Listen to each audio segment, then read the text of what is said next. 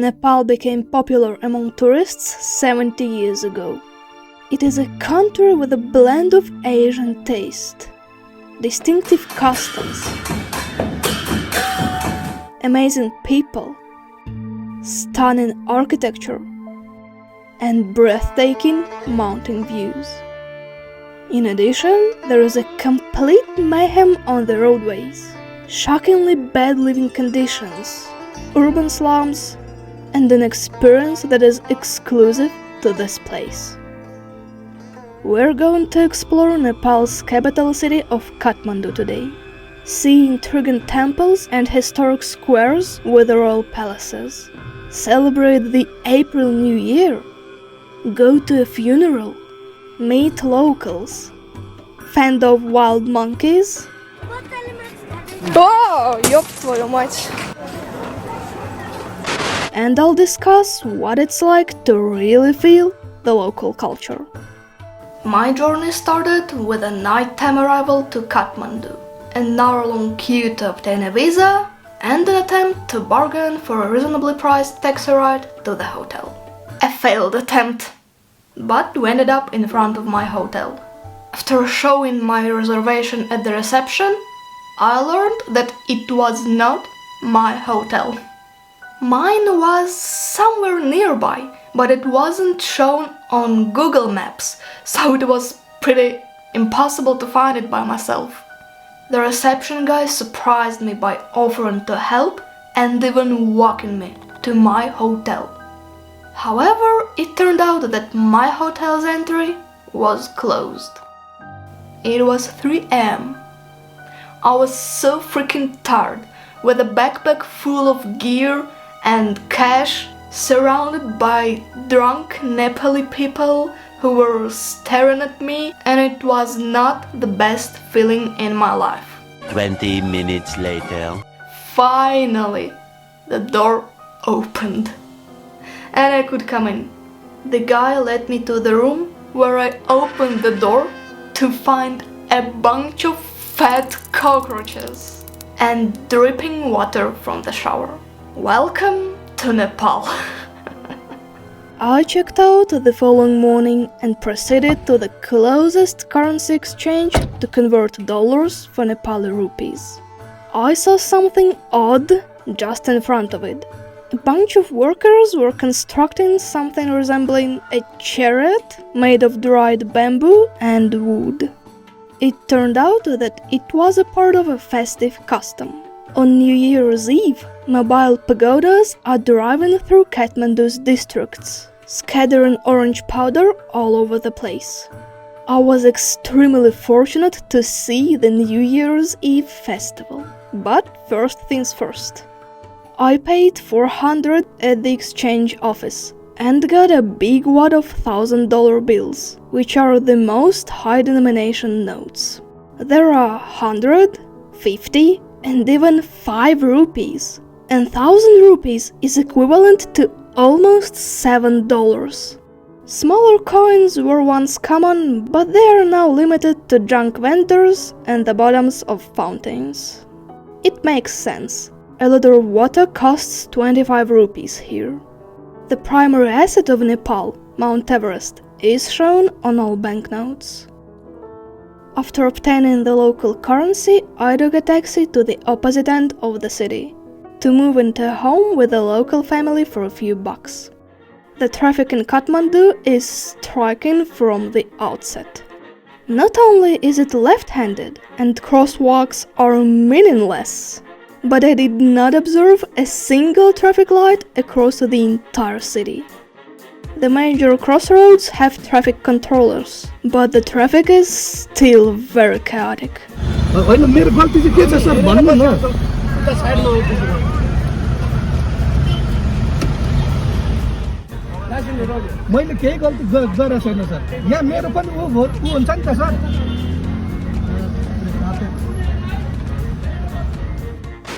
Scooters occasionally ride in groups of 3 or even 4. Dozens of bikes jump in front of moving automobiles, and everybody is honking non-stop.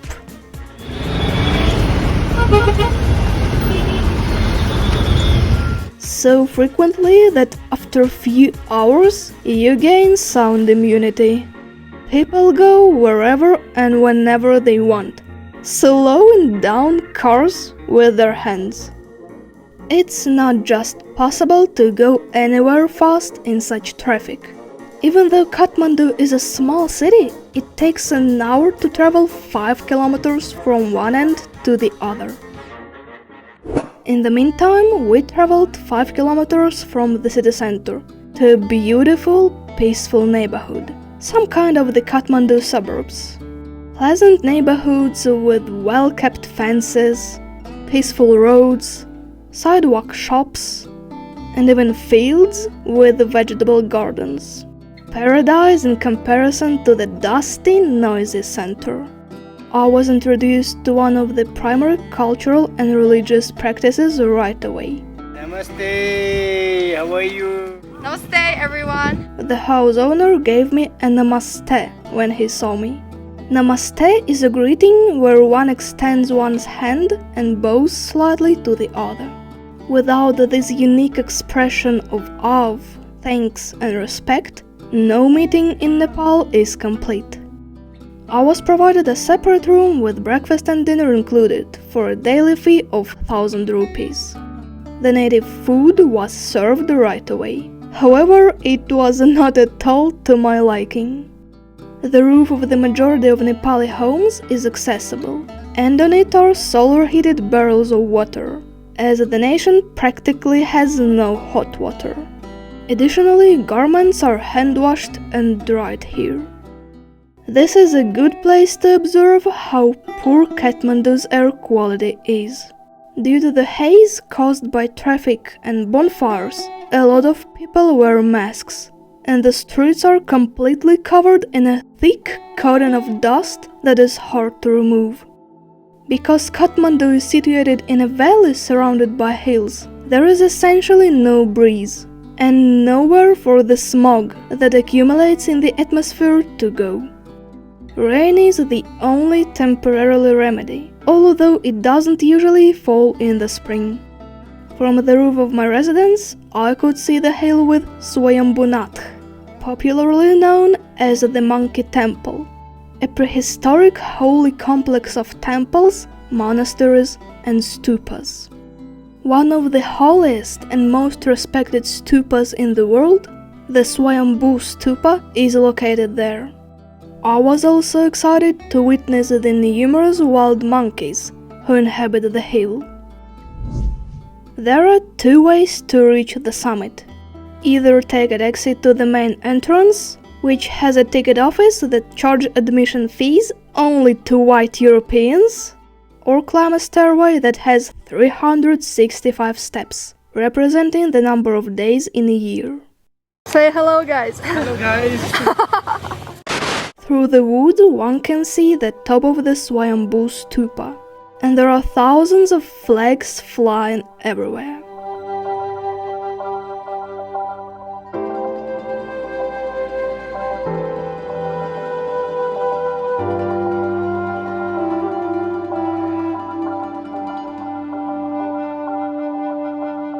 After you cross the fence, you enter a strange realm that is filled with enormous white stupas with golden tops and piercing eyes of Buddha painted on every side.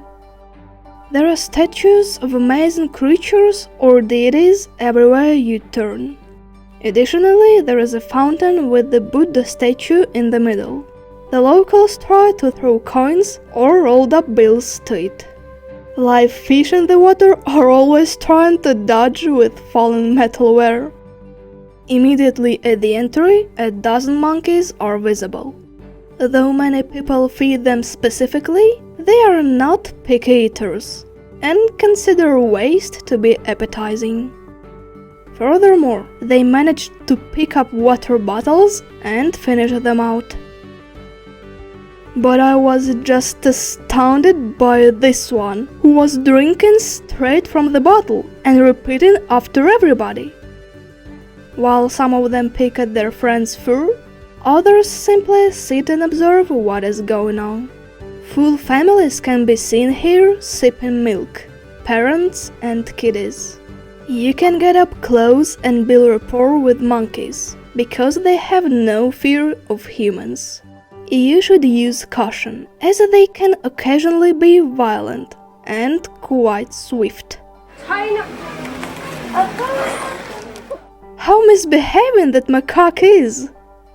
One lovely baby gave me a little bit as well, and then the tailed ones started to make me a little nervous. Oh.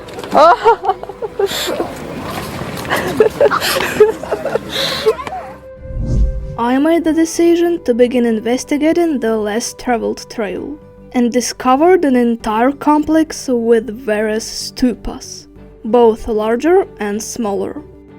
A little temple with 12 prayer drums, an altar with lamps, and spaces for meditation can be found farther down the trail. There is also one of the observation platforms with views of Kathmandu. There is a real functioning Buddhist monastery nearby. The abbot, seated at the entryway, extends an invitation for you to enter the courtyard, where the prospective monks, young children, and already mature young men spend their time. There is an altar with a big gold-plated Buddha within, along with the usual drums bound with yellow ribbons. You have to take off your shoes before you can stand on a step and see him through the bars. The abbot even showed me a backyard with old stupas where they seemed to wash and dry clothing. Finally, I reached the top of the hill, mentally ready for something truly fantastic and spectacular. The Swayambhu Stupa. Huge, with Buddha's multicolored eyes, gleaming in the sunlight, observing everything that passes. There is absolute mayhem everywhere. Pilgrims and visitors mix together as they customarily circle the stupa.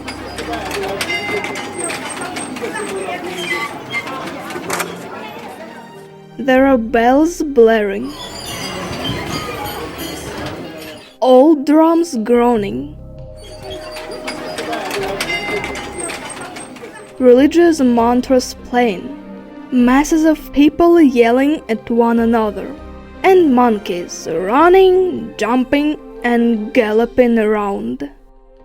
Swayambhu is surrounded by small stupas and several Buddhist temples. Additionally, there is a revered Hindu shrine that is off-limits to photography. A burning candle or a cache for the woman seated inside are among the donations made by the throng of people gathered around the entry archway. In the evening, one of the temples has a small local orchestra that plays songs in Nepali.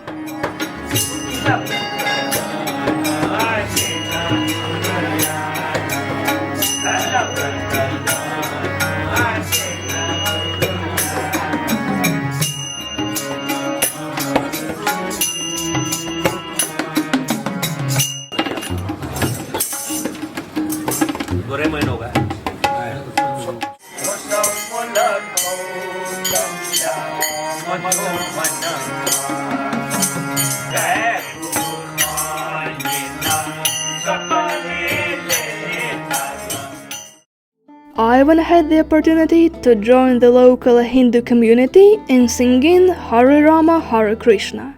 Hare Krishna, Hare Krishna, Krishna Krishna, Hare Hare, Hare Rama,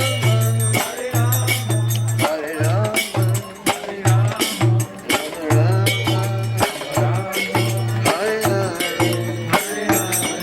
Hare Krishna. Many gathered to watch the sunset from the hilltops above the Kathmandu valley, although visibility is poor because of the haze. Conversely, I descended the very same 300-step staircase to reach Buddha Park. There are numerous Buddha statues here, and despite the signs warning not to climb, monkeys are jumping on them. There is also a trail with drums and colorful, intricately carved stupas by the side of the road.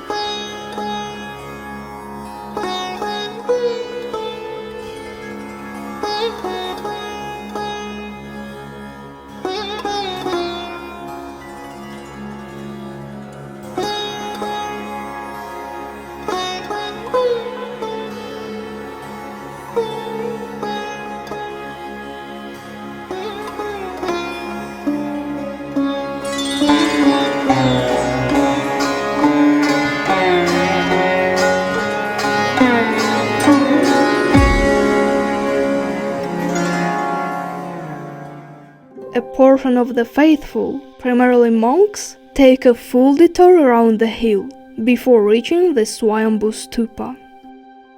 I was very impressed with the monkey temple overall. I spent the entire day there and just left at night. I started the following day with a visit to Kathmandu's center square, an iconic location. With up to 62 exquisitely carved buildings and shrines, Durbar Square is acknowledged as a UNESCO World Heritage Site. It also has a white palace from the 20th century that has recently been made public and houses a museum. There is a massive souvenir bazaar beneath the cathedral walls. There is much to see here.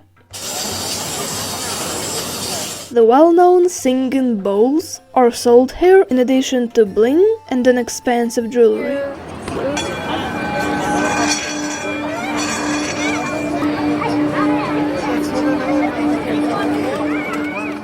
In addition, there are 2 types of purported healing bowls available.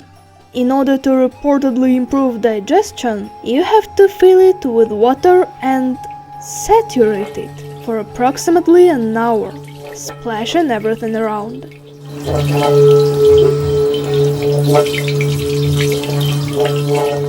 And then drink it for a few days. I also had first-hand experience with the second alternative, and I can share my story. Okay, the salesman placed a large, heavy bowl on my head and started knocking on my skull with a wooden stick. He said that the tapping creates a healing sound, which you should listen to for 1 minute every day. If you follow this, you will feel better in 1, 2, maybe 6 weeks, some kind of that. And I was sitting there, on my head, with a vibrating bowl. I was continually stroking the head. However, for some reason, there was no peace at all.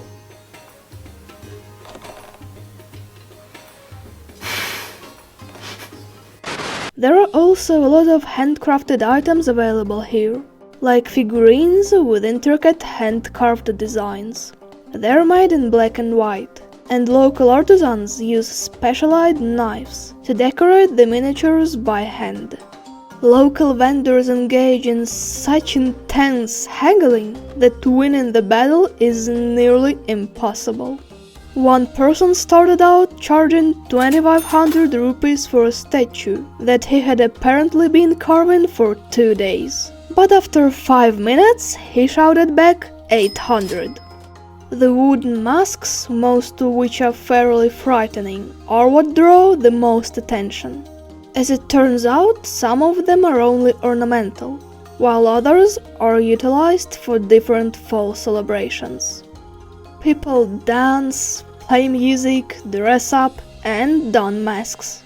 Condensed, a Venetian carnival arranged in Nepalese style. It's odd, to put it mildly, that you have to pay 1000 rupees to access the square. It's true that the only persons required to purchase admission tickets are white folks and those with large cameras. The guards spotted me right away because I fitted both. It's funny how they take your word for it if you tell them you have a ticket from another ticket office already. They only make this request at the palace gates.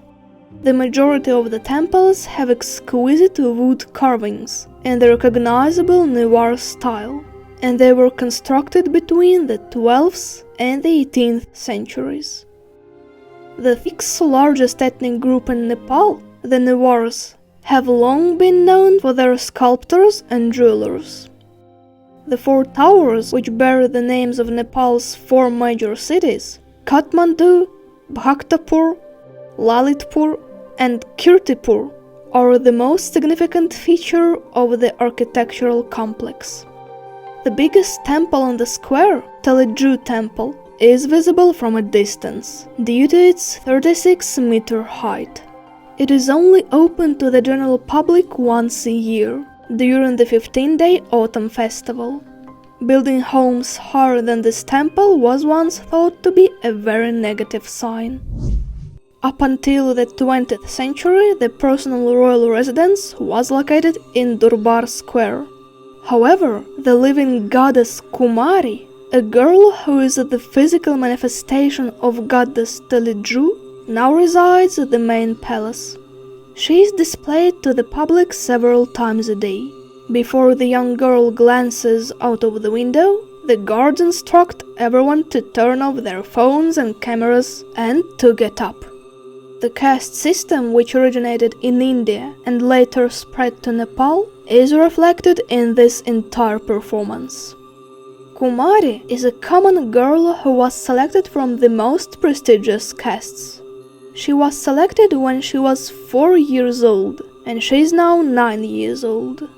She is worshipped, prayed to, and receives donations from regular people.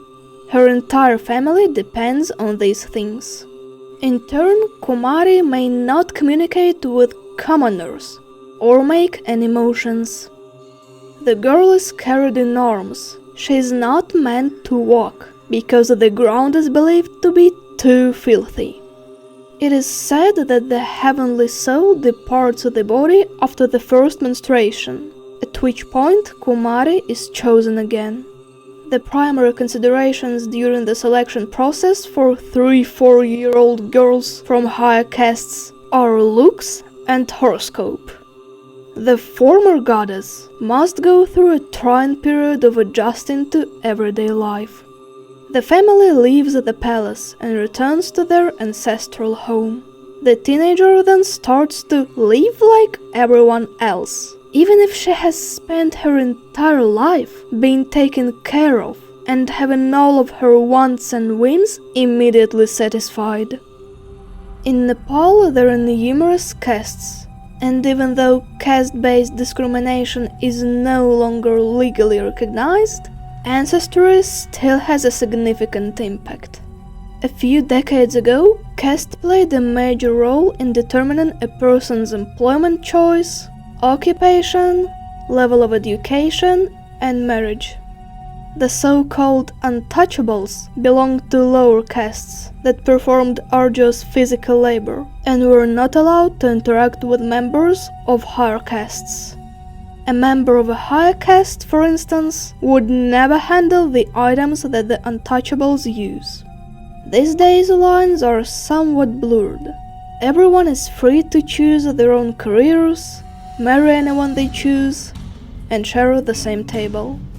The response, "I don't have a caste," greatly perplexed the local children, who asked me a few times what caste I belonged to. To identify the caste, they requested my full name. Asking a direct question is regarded as quite impolite. Country, Russia. Russia, yes. Russia. The Kathmandu Valley is home to so many temples that you don't even need to go to Durbar Square to see them. Everything around this place is infused with religions. Altars of all sizes, temples, and religious figures can be found everywhere you look. There are flowers, rice all over the place, money left, and jars painted red that are used to apply tilaka, or dots on the forehead, that represents the god's benediction. Some men and women apply it every day, while others apply them for special occasions like festivals. Even I applied 1 or 2 such marks on occasions. There are many techniques to apply tilaka. Some people add rice, a symbol of fortune, to the ointment. Some have broad stripes over their foreheads, while yet others have little, precise ones. Such local color is generally disorienting, because everything is so vivid, colorful, and fascinating. It's time to explore one of Kathmandu's largest marketplaces now. Although walking along the neighborhood streets is a quite unique experience. Generally speaking, Nepal is like this. Throngs of people, motorcycles and taxis squeezing in between, dust, cacophony, massive tangles of wires hanging occasionally straight on the sidewalk. Truly, the ancient homes, courtyards, and temples that may be found along the route are very worthwhile. You'll find yourself staring at what's what for a good 30 minutes if you turn down a quiet street. A bike rickshaw, street sellers selling fresh produce on the spot, free water from public coolers, and a single glass greetings from USSR for each person are some of the unique exotic items available.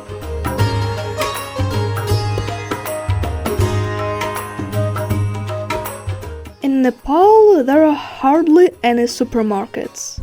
Instead, people shop in the street-side small businesses or the marketplaces.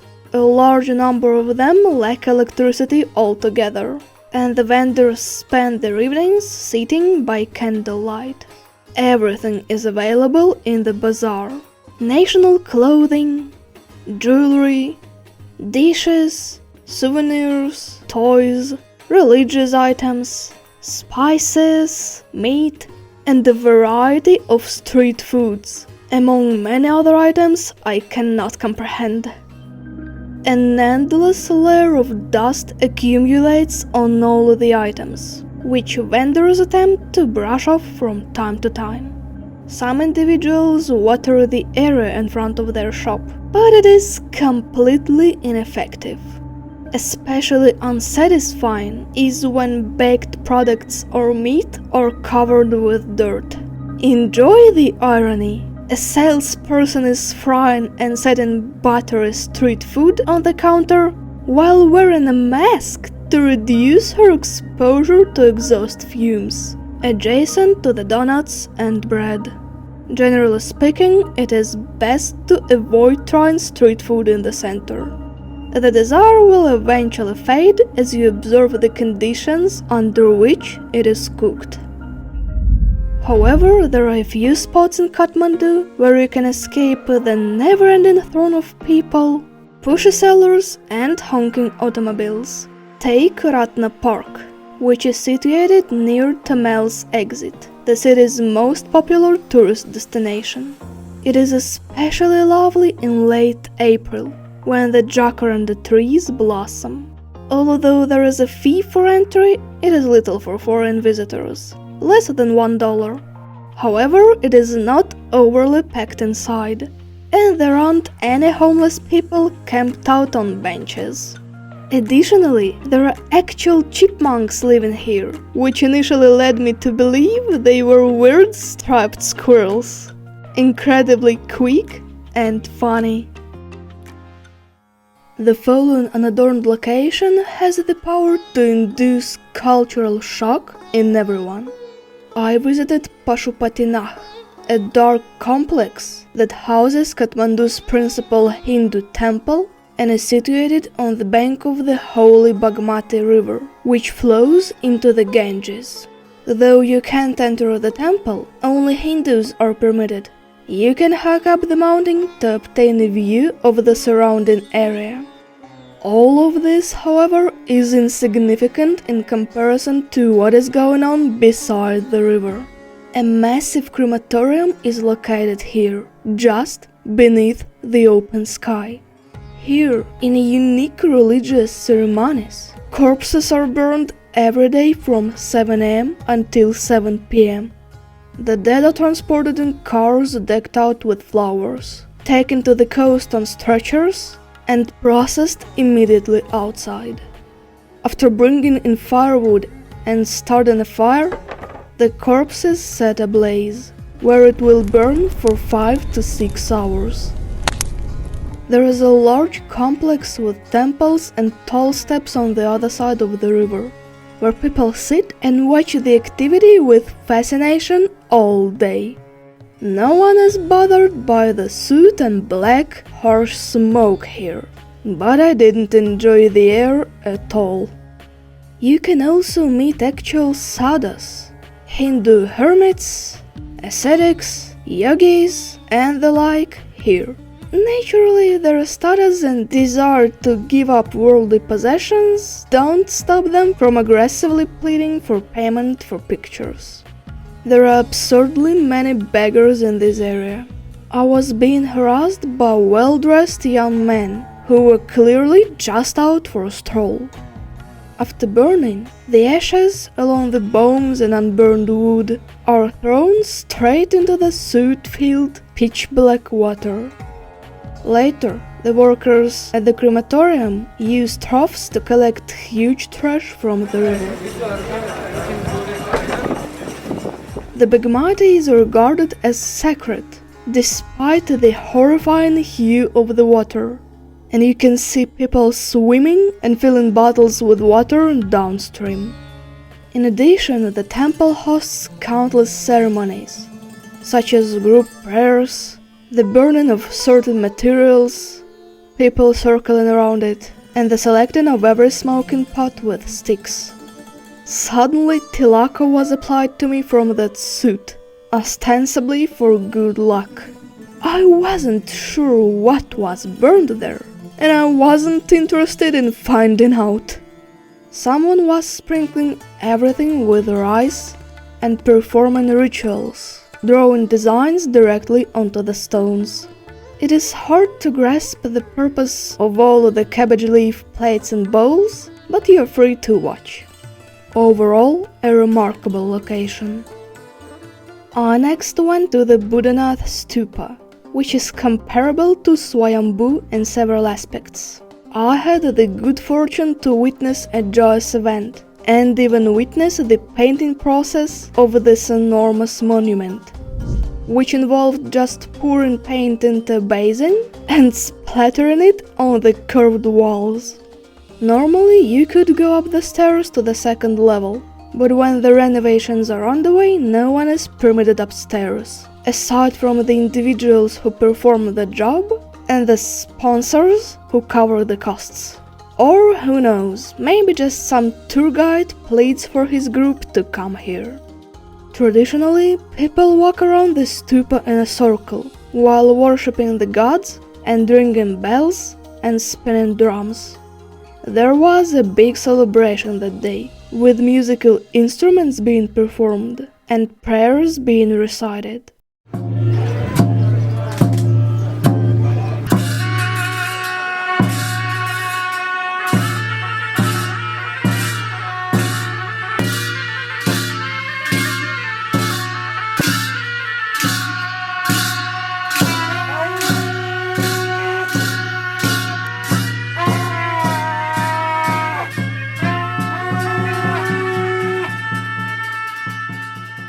A modest monastery and temple are located across from the stupa, and anyone is welcome to visit.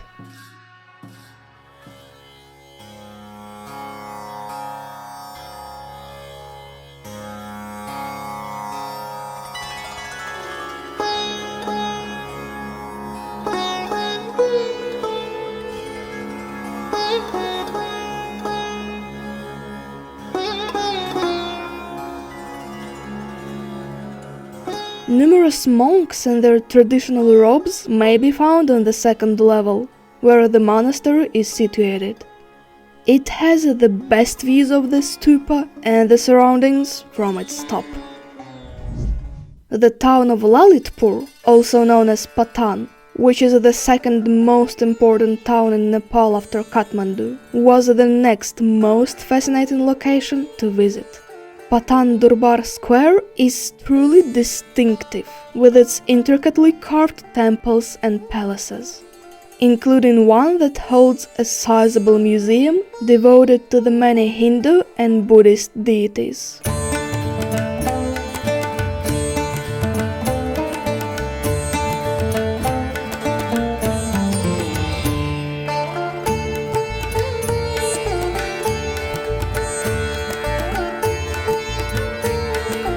This place also provides an illustration of the metal and jewelry making process.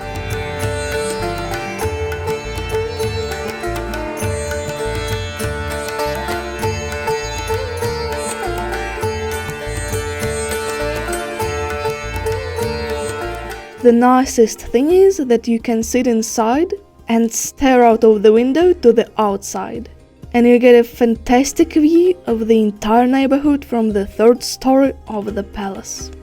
Sadly, a lot of temples have scaffolding around them as a result of the 2015 earthquake. The public can still access the palace courtyards, and the exquisite workwood carvings there are far more appealing than the thick black and red colors of Kathmandu.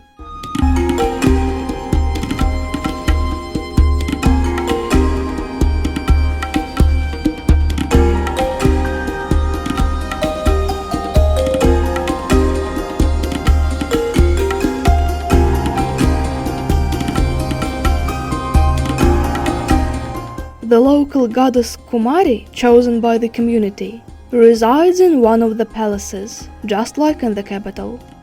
There is a distinctive temple at the square's entrance that is built completely of stone.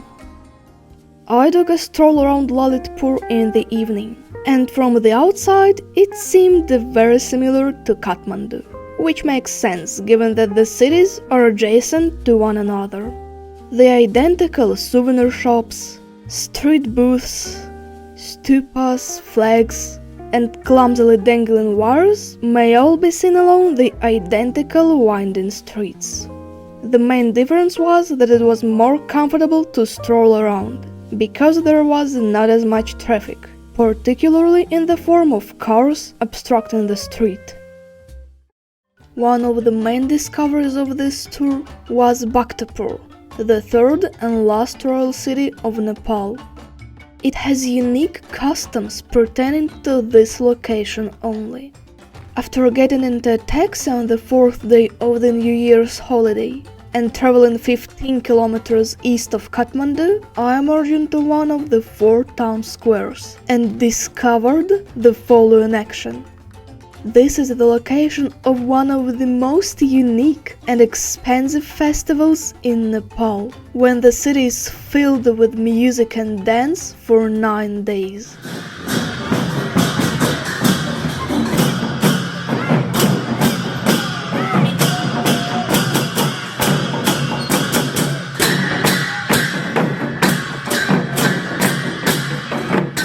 Dozens of bands are constantly pounding metal cymbals and drums in the squares and city streets, from early in the morning until late in the afternoon. Teams congregate and start playing their own instruments or singing songs.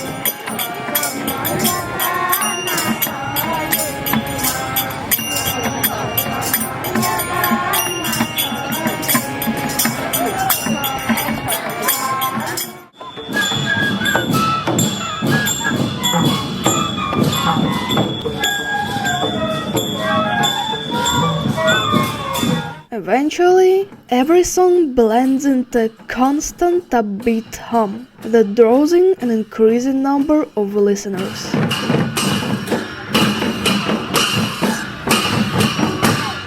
The national topi caps, which represent wisdom, are worn by many of the men, and the majority of the women are dressed in traditional, brilliant red outfits.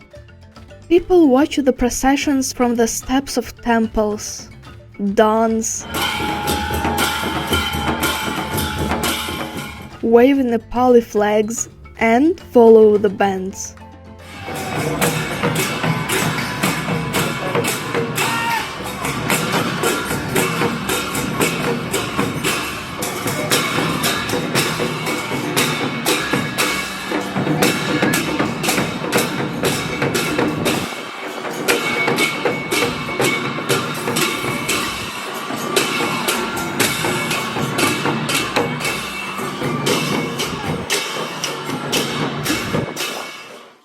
A peculiar local tradition is linked to the 2 classic chariots that stand tall above the throng of people.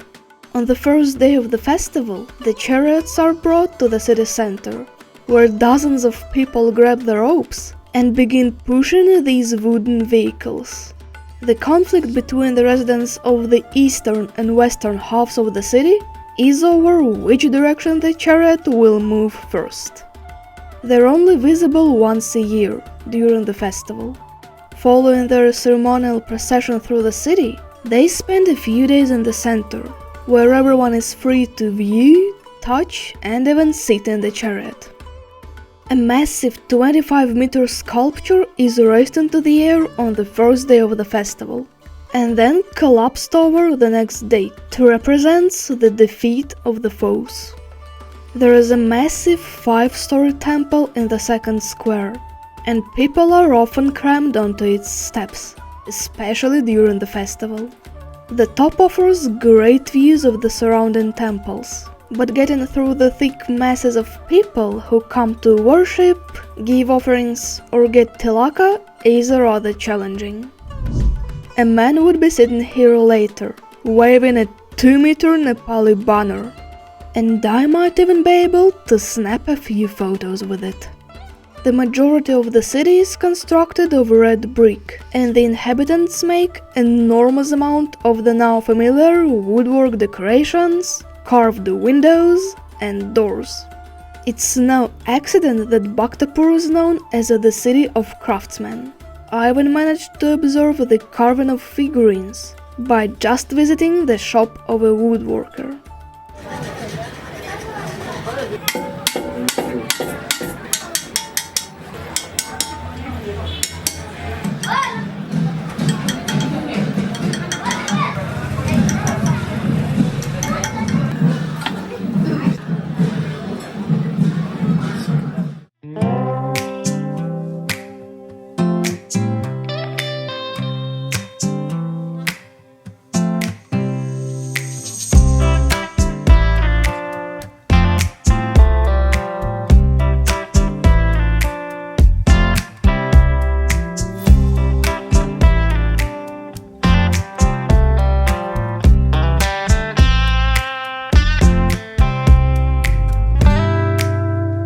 Pottery is the second most common occupation in this area.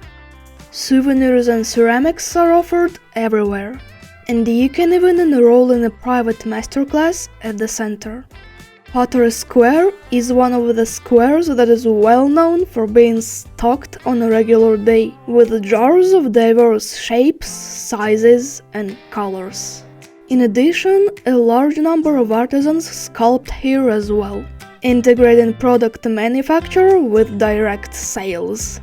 Although the area is regrettably cleaned for processions during the festival, many local goods are still on display in the booths.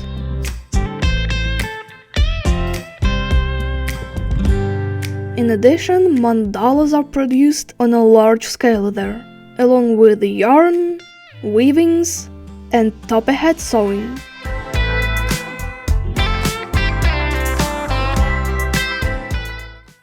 There are multiple art schools in the city, and each one engages a greeter to beckon visitors to observe the process of creating these pictures. In reality, you're guided inside the shop that offers to support locally created art by purchasing any one of the many mandalas on display. The paints are derived from minerals. All paintings have simply 5 colors, with gold added for finishing touches. A single image can take anywhere from 2 weeks to several months to produce. It's really delicate labor. While mandalas were traditionally made by monks for meditation, these days the purpose is primarily commercial. I declined the purchase with grace, then made my way back into town and discovered something quite remarkable. 2 murals depicting Buddha's eyes, and a little entry to a temple guarded by traditional lions. Bending double, I crawled in and discovered a small, well-kept courtyard with an altar and a little stupa. An old lady sat inside and opened the grate for me, revealing the goddess behind it. She applied another tilaka to me after the offering, and I kept asking questions of her grandson as he emerged from the courtyard speaking English. To say, it turned out that their family resided here to take care of the goddess that we had just seen.